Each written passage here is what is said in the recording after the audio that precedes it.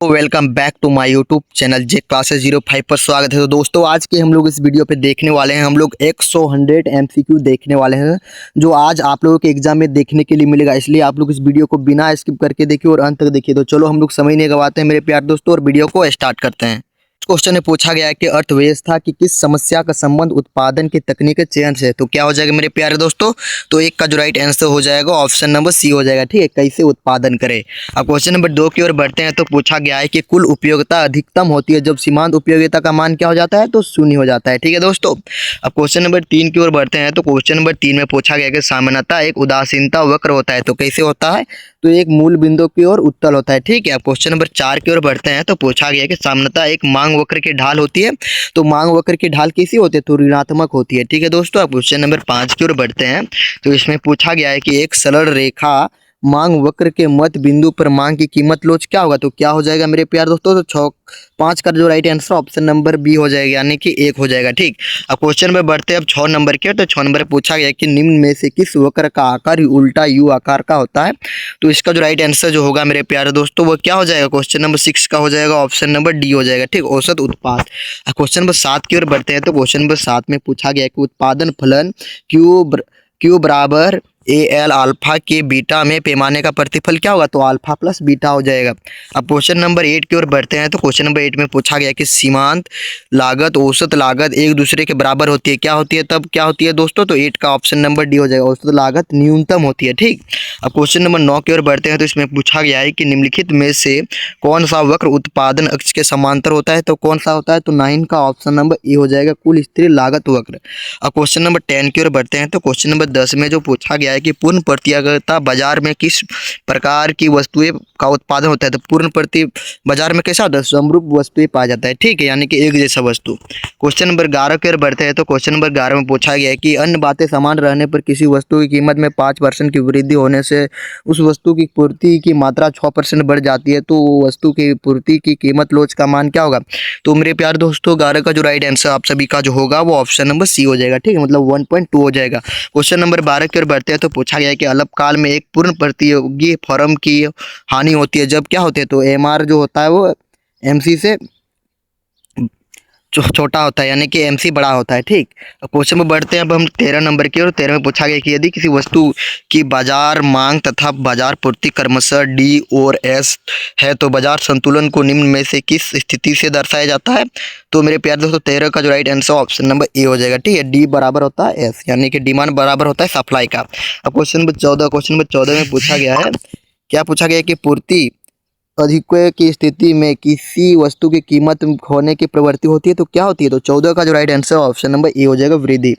अब question number 15 की ओर बढ़ते हैं। तो क्वेश्चन नंबर 15 में पूछा गया है मेरे प्यारे दोस्तों, क्या पूछा गया है कि फर्मों के मुक्त प्रवेश तथा निवास की स्थिति में बाजार कीमत सदैव कैसा होता है, तो इसका जो राइट आंसर होगा वो ऑप्शन नंबर क्या हो जाएगा, क्वेश्चन नंबर किसका है, तो क्वेश्चन नंबर 15 का, तो 15 का हो जाएगा मेरे प्यारे दोस्तों ऑप्शन नंबर डी हो जाएगा। ठीक, औसत प्रवृत्ति लागत। अब क्वेश्चन पर बढ़ते हैं अब 16 नंबर की। तो पूछा गया है, क्या पूछा गया कि उच्चतम निर्धारित कीमत से बाजार में क्या होता है, तो 16 का हो जाएगा ऑप्शन नंबर सी हो जाएगा। ठीक, पूर्ति अधिक क्या हो जाता है। क्वेश्चन पर बढ़ते हैं अब 17 नंबर के। तो 17 में जो पूछा जा रहा है कि एकाधिकार में फर्मों की संख्या कितने होता है, तो एकाधिकार में जो होता है मेरे प्यारे दोस्तों वो एक ही होता है। ठीक, एकाधिकार में एक, दो अधिकार में दो, तीन अधिकार में तीन, आप लोग समझ लेना। ठीक, अब क्वेश्चन पर बढ़ते हैं अब 18 नंबर की ओर। तो 18 नंबर में जो पूछा गया है मेरे प्यारे दोस्तों, क्या पूछा गया है कि एक एकाधिकार का दर नियंत्रण कर सकता है, तो किस में कर सकता है, तो कीमत और उत्पादन मात्रा दोनों को। ठीक है, तो इसका right answer option number C हो जाएगा।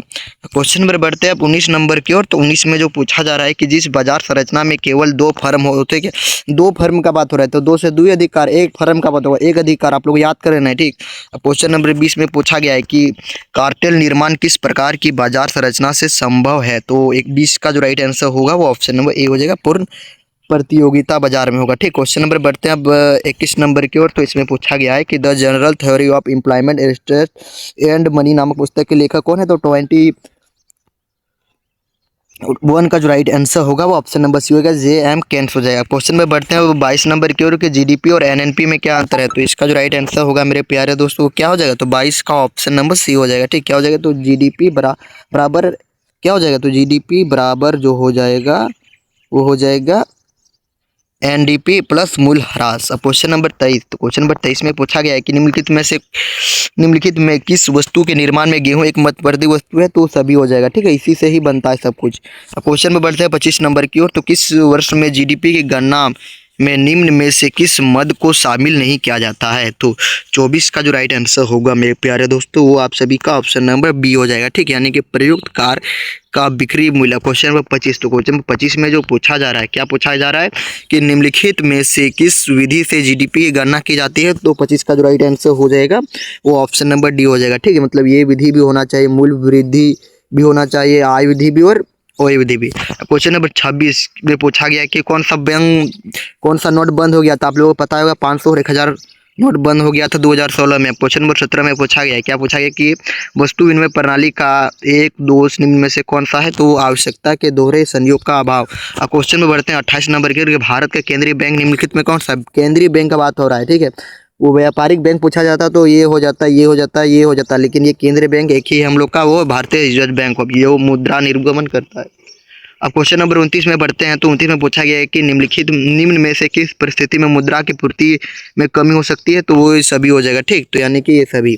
अब क्वेश्चन में बढ़ते हैं अब हम लोग 30 नंबर की ओर। तो 30 नंबर में जो पूछा जा रहा है मेरे प्यारे दोस्तों, 30 में क्या पूछा जा रहा है कि उपभोग फलन में जो c बराबर 100 प्लस 0.5 y में स्वायत्त उपयोग होगा, तो इसका जो राइट आंसर होगा वो 30 का ऑप्शन नंबर सी हो जाएगा, 100 हो जाएगा। ठीक है, अब मैं कैलकुलेट करके नहीं बता सकता हूँ क्योंकि आप लोगों के पास समय नहीं है उतना। ठीक है, क्वेश्चन नंबर 31 की बढ़ते हैं कि एमपीसी के मान के संबंध में निम्नलिखित में से कौन सा कथन सत्य है?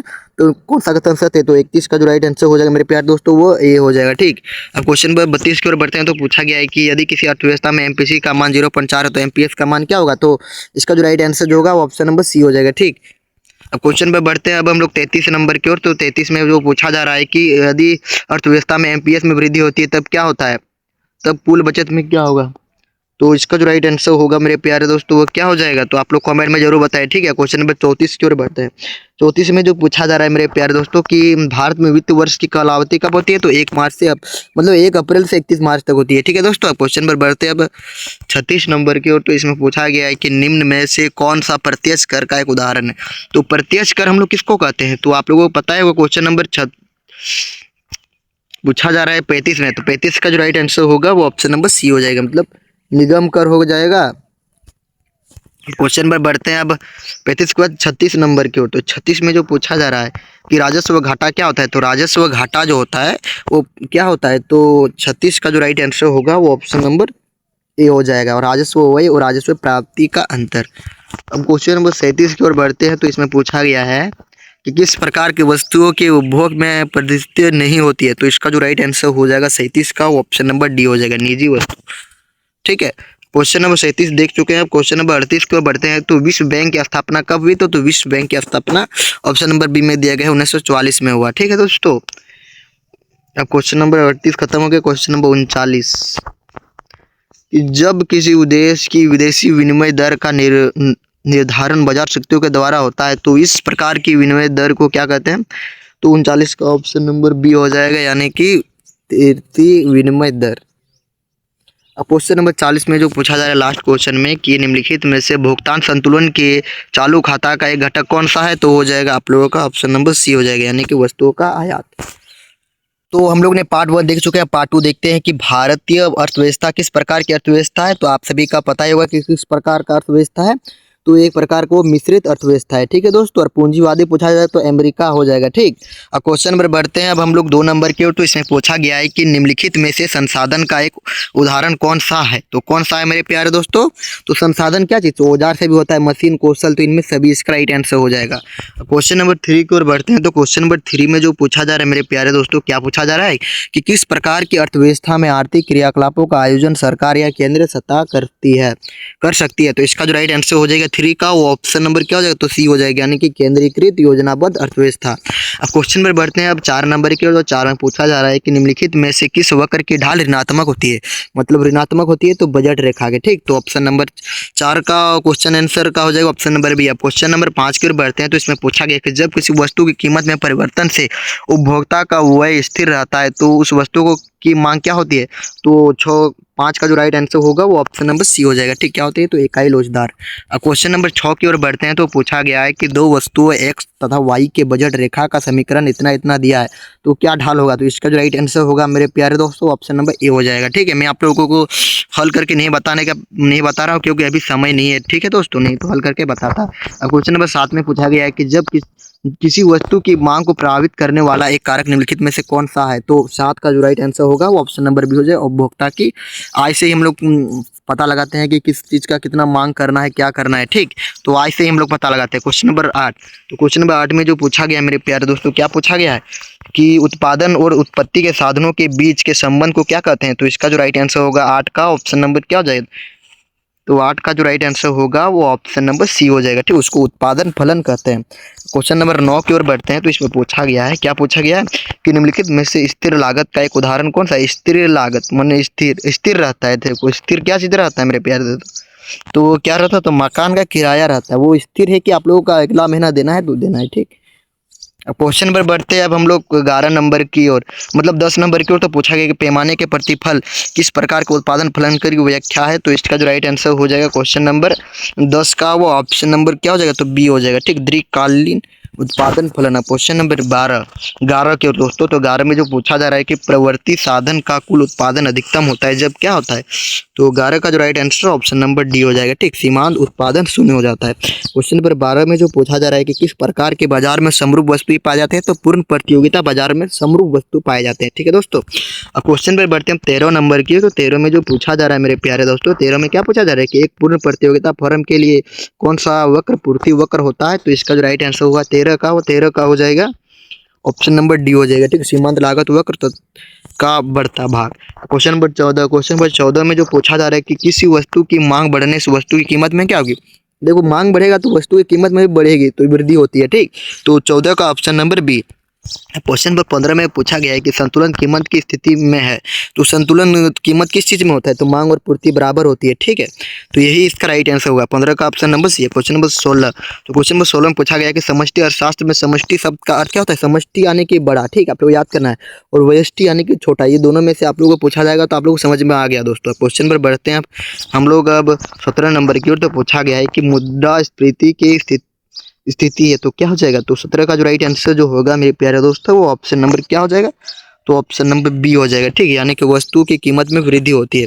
अब क्वेश्चन नंबर 18 में पूछा गया है मेरे प्यारे दोस्तों कि the general theory of employment interest एवं मनी नामक पुस्तक का प्रकाशन कब हुआ था। तो इसका जो राइट आंसर होगा मेरे प्यारे दोस्तों वो कब हुआ था ये पूछा जा रहा है, किसने क्या ये नहीं पूछा जा रहा। तो 18 का जो right answer option number A हो जाएगा 1936 में।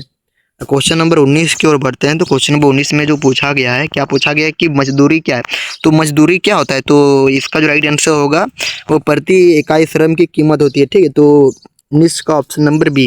अब क्वेश्चन नंबर 20 में पूछा गया है, क्या पूछा गया कि अंतिम वस्तु होती है, मतलब अंतिम वस्तु टिकाऊ, उपभोक्ता वस्तु, गैर टिकाऊ वस्तु, पंजीकृत वस्तु, ये सभी इसका राइट आंसर हो जाएगा। क्वेश्चन नंबर बढ़ते हैं अब 21 नंबर की ओर।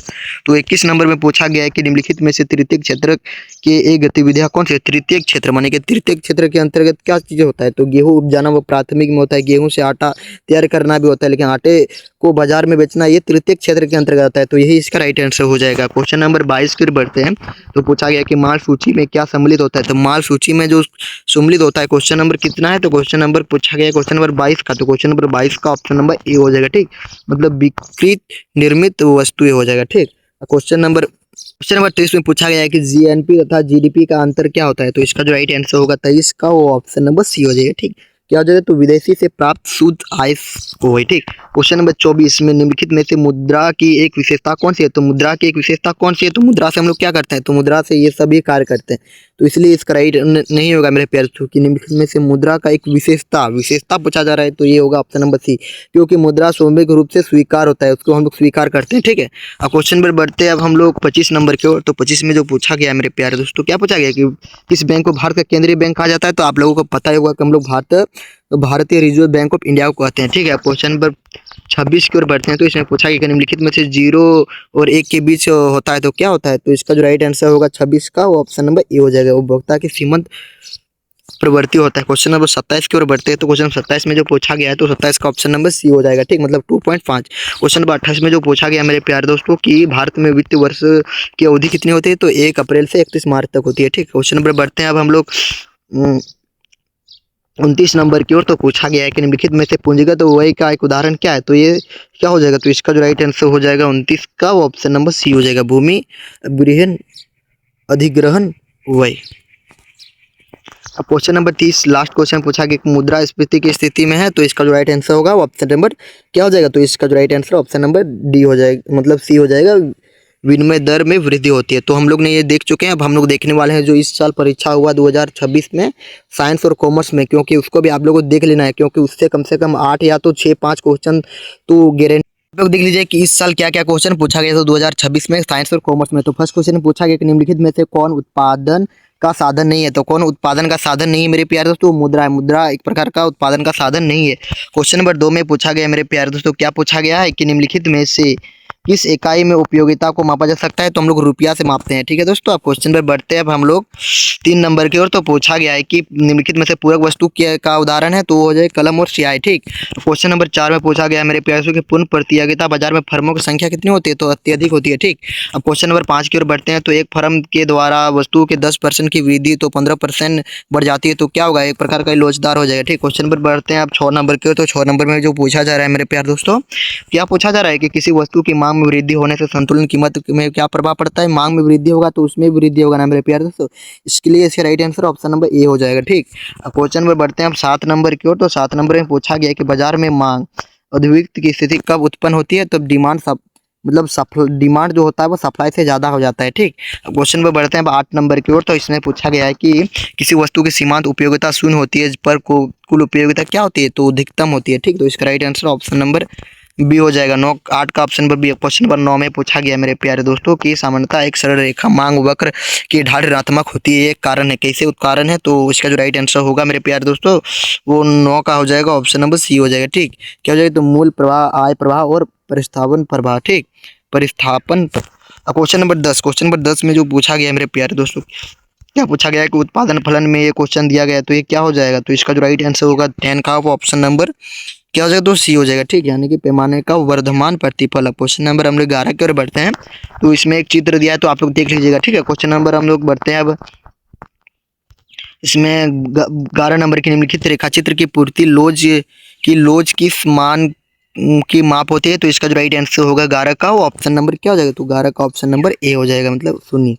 अब क्वेश्चन नंबर 12 की ओर बढ़ते हैं। तो इसमें पूछा गया मेरे प्यारे दोस्तों कि बाजार में पूर्ति अधिक्य की स्थिति में बाजार कीमत में क्या होती है। तो 12 का जो राइट आंसर हो जाएगा वो ऑप्शन नंबर बी हो जाएगा, ठीक, कमी।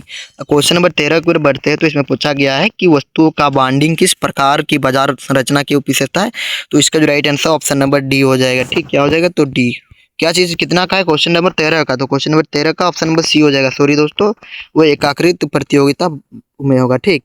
क्योंकि एक चीज के बारे में संरचना की एक विशेषता है, तो एक से एकाकृत हो जाएगा, ठीक।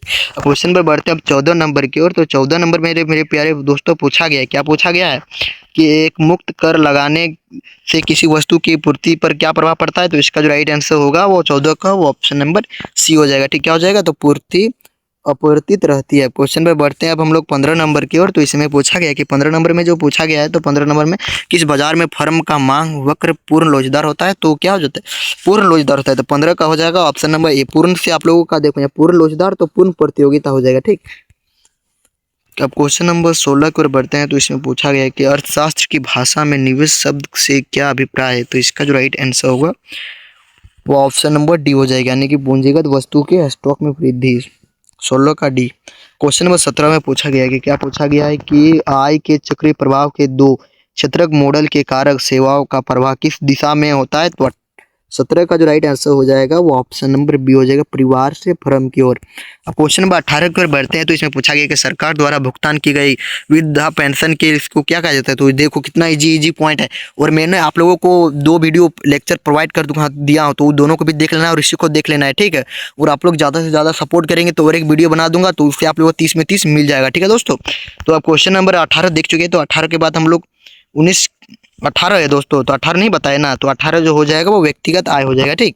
क्वेश्चन नंबर 19 की ओर बढ़ते हैं। तो 19 में जो मेरे प्यारे दोस्तों पूछा गया है, क्या पूछा गया है, क्या पूछा गया है कि निम्नलिखित में से विनिमय का एक सर्वोत्तम माध्यम कौन सा, विनिमय मतलब मुद्रा हो जाएगा, ठीक है दोस्तों। तो 19 का ऑप्शन नंबर डी हो जाएगा। क्वेश्चन नंबर अब बढ़ते हैं 20 नंबर की ओर। तो पूछा गया कि निम्नलिखित में से कौन वेद मुद्रा कहा जाता है। वेद मुद्रा हम लोग किसको कहते हैं, करेंसी नोट को, यानी कि दूसरा दूसरा जगह का नोट, जैसे अमेरिका का डॉट, भारत का नोट तो अलग होता है, इन अमेरिका हो गया, चीन का, ये सब का क्या होता है, तो एक प्रकार का वैध मुद्रा होता है जिसको हम लोग करेंसी नोट कहते हैं। ठीक, क्वेश्चन नंबर 21 को देखते हैं कि किस प्रकार का होता है। तो एक क्वेश्चन नंबर 21 का जो राइट आंसर होगा वो हो जाएगा ऑप्शन नंबर क्या हो जाएगा, तो सी हो जाएगा। ठीक, यानी कि ए और सी हो जाएगा, यानी कि बैंक दर में कमी हो जाएगा और एक सी नंबर में दिया गया कोष अनुपात में कमी। ठीक, अब क्वेश्चन नंबर बढ़ते हैं 22 नंबर की ओर। तो इसमें पूछा गया कि निम्नलिखित में से किस कर को कागजी कर कहा जाता है। तो कागजी कर हम लोग किसको कहते हैं मेरे प्यारे दोस्तों, 22 में पूछा गया है, तो ऑप्शन नंबर सी हो जाएगा, यानी कि संपत्ति कर को। ठीक, अब क्वेश्चन नंबर 24 की ओर बढ़ते हैं। तो निम्नलिखित यदि इसमें पूछा गया तो आप लोग इसको कर लीजिएगा। ठीक है, क्योंकि आप लोगों को समय नहीं है। क्वेश्चन नंबर 24 में पूछा गया कि निम्नलिखित में से समग्र मांग का एक घटक नहीं है, तो क्या हो जाएगा, तो शुद्ध निर्यात हो जाएगा। ठीक, कि कितना में पूछा जा रहा है क्वेश्चन नंबर, अब बढ़ते हैं 24 की। तो 24 का ऑप्शन नंबर डी हो जाएगा। ठीक, यानी कि वित्तीय परिस्थिति पर वही। क्वेश्चन नंबर 25 का जो राइट आंसर होगा वो ऑप्शन नंबर ए हो जाएगा। ठीक, क्वेश्चन नंबर 25 का हो जाएगा एमपीसी प्लस एमपीएस बराबर 1 हो जाएगा। क्वेश्चन नंबर 25 का आप लोग क्वेश्चन देख लीजिए किस प्रकार है। ठीक, तो ये सॉरी दोस्तों, रुको क्वेश्चन नंबर 25 का आप लोग आंसर देख लीजिए कि दिया गया है क्या। अब विदेशी विनिमय दर क्या होता है, तो 26 का जो राइट आंसर होगा वो ऑप्शन नंबर क्या हो जाएगा, तो ऑप्शन नंबर डी हो जाएगा। विदेशी मुद्रा की विदेशी मुद्रा में कीमत। ठीक है, मतलब विदेश का मुद्रा और विदेशी मुद्रा में हम लोग क्या अंतर है, इसको मतलब समझना है। क्वेश्चन नंबर 27, तो क्वेश्चन नंबर 27 का जो right answer option number C हो जाएगा, व्यापार संतुलन। अब क्वेश्चन नंबर 28 में पूछा गया है, 27 का तो देख चुके हैं, अब 28 में पूछा गया है, तो ये हो जाएगा राजस्व घाटा। क्वेश्चन नंबर 29 में जो पूछा गया है कि अप्रत्यक्ष कर के कौन सा शामिल होता है, तो अप्रत्यक्ष कर में जो शामिल होता है मेरे प्यारे दोस्तों वो उत्पादन शुल्क। अब क्वेश्चन नंबर 40 लास्ट क्वेश्चन की बजट की अवधि क्या होती है, तो एक वार्षिक में होता है कि एक साल में कितना बजट खर्चा हुआ, आप लोगों को कितना बार बता चुके हैं। तो ये वीडियो आप लोगों को अच्छा लगा और आप लोगों को फिर और एक वीडियो चाहिए मॉडल पेपर का मतलब 2023, 24, 25 का, तो आप लोग कमेंट करें, लाइक करें। और आप लोगों ने सब्जेक्टिव वीडियो नहीं दिखे 2 मार्क्स और रुको दोस्तों, तो 2 मार्क्स और 3 मार्क्स का नहीं देखे तो देख लीजिए, क्योंकि वो दोनों वीडियो से ही आप लोगों का सारा 2 मार्क्स और 3 मार्क्स मिल जाएगा। ठीक है, और 5 मार्क्स का नहीं अपलोड कर पाए, इसके लिए सॉरी दोस्तों। जय हिंद, वंदे मातरम।